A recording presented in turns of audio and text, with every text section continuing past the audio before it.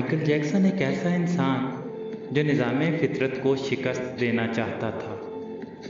اسے 4 چیزوں سے سخت نفرت تھی۔ اسے اپنے سیاہ رنگ سے نفرت تھی، وہ گوروں کی طرح دکھائی دینا چاہتا تھا۔ اسے گمنامی سے نفرت تھی، وہ دنیا کا مشہور ترین شخص بننا چاہتا تھا۔ اسے اپنے ماضی سے نفرت تھی، وہ اپنے ماضی کو اپنے آپ سے کھرچ کر الگ کر دینا چاہتا تھا۔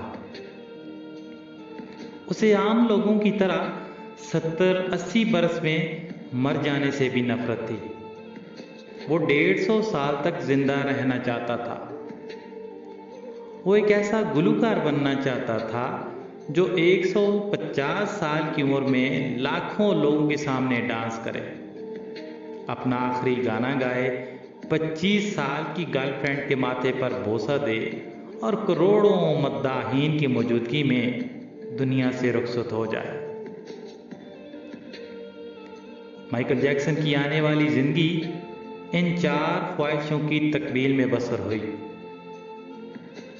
اس نے 1982 میں اپنا دوسرا البم تھرلر لانچ کیا۔ یہ دنیا میں سب سے زیادہ بکنے والا البم تھا۔ ایک ماہ میں اس کی 6.5 کروڑ کاپیاں فروخت ہوئی تھیں اور یہ Guinness book of world record کا حصہ بن گیا تھا۔ مائیکل جیکسن اب دنیا کا مشہور ترین گلوکار تھا۔ اس نے گمنامی کو شکست دے دی تھی۔ مائیکل نے اس کے بعد اپنی سیاہ جلد کو شکست دینے کا فیصلہ کیا اور پلاسٹک سرجری شروع کرا دی۔ امریکہ اور یورپ کے 55 چوٹی کے پلاسٹک سرجنز کی خدمات حاصل کی، یہاں تک کہ 1987 تک مائیکل جیکسن کی ساری شکل و صورت، جلد، نقوش اور حرکات و سکنات بدل گئیں۔ سیاہ فام مائیکل جیکسن کی جگہ گورا، چٹا اور نسوانی نقوش کا مالک ایک خوبصورت مائیکل جیکسن دنیا کے سامنے آ گیا۔ یوں اس نے اپنی سیاہ رنگت کو بھی شکست دے دی۔ اس کے بعد ماضی کی باری آئی۔ مائیکل جیکسن نے اپنے ماضی سے بھاگنا شروع کر دیا۔ اس نے اپنے خاندان سے قطع تعلق کر لیا، اس نے اپنے ایڈریسز تبدیل کر لیے، اس نے کرائے پر گورے ماں باپ حاصل کر لیے اور تمام پرانے دوستوں سے بھی جان چھڑا لی۔ ان تمام اقدامات کے دوران جہاں وہ اکیلا ہوتا چلا گیا، وہاں وہ مصنوعی زندگی کے گرداب میں بھی پھنس گیا۔ اس نے خود کو مشہور کرنے کے لیے ایلوس پریسلے کی بیٹی لیزا میری پریسلے سے شادی کر لی۔ اس نے یورپ میں اپنے بڑے بڑے مجسمے بھی لگوا دیے اور اس نے مصنوعی طریقے تولید کے ذریعے ایک نرس ڈیبی رو سے اپنا پہلا بیٹا پرنس مائیکل بھی پیدا کرا لیا۔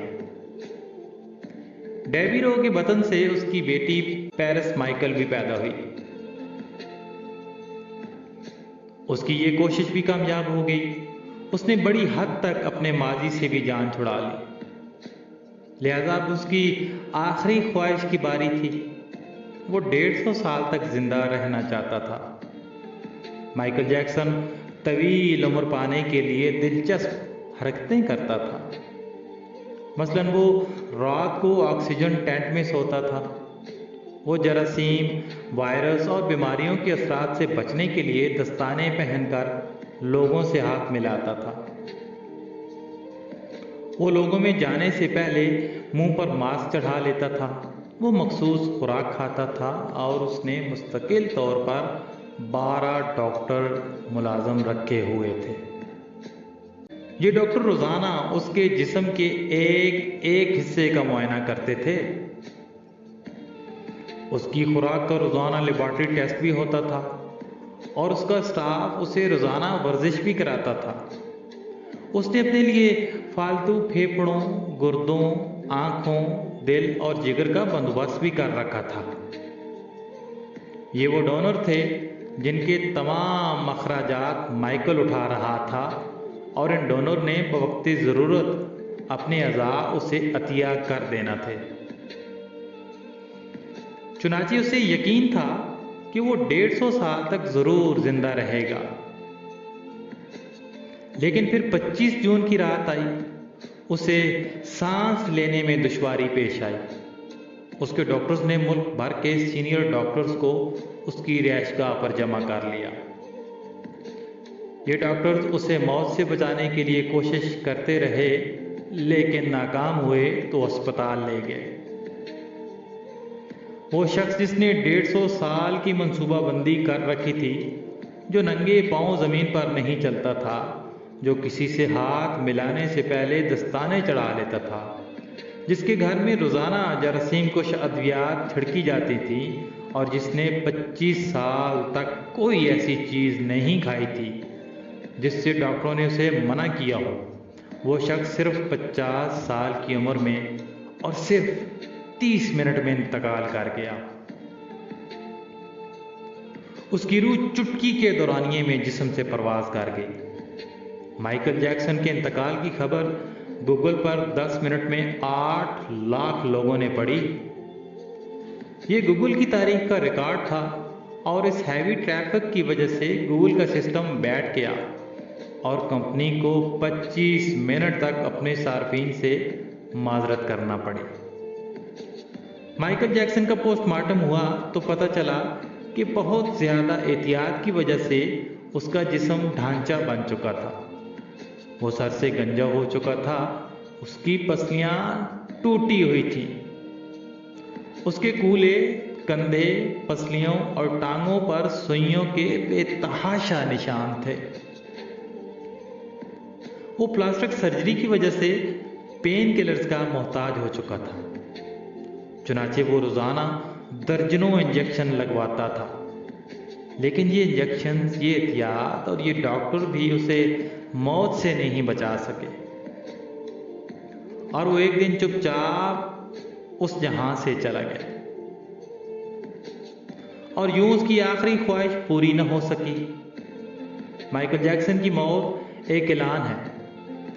انسان پوری دنیا کو فتح کر سکتا ہے، لیکن وہ اپنے مقدر کو شکست نہیں دے سکتا۔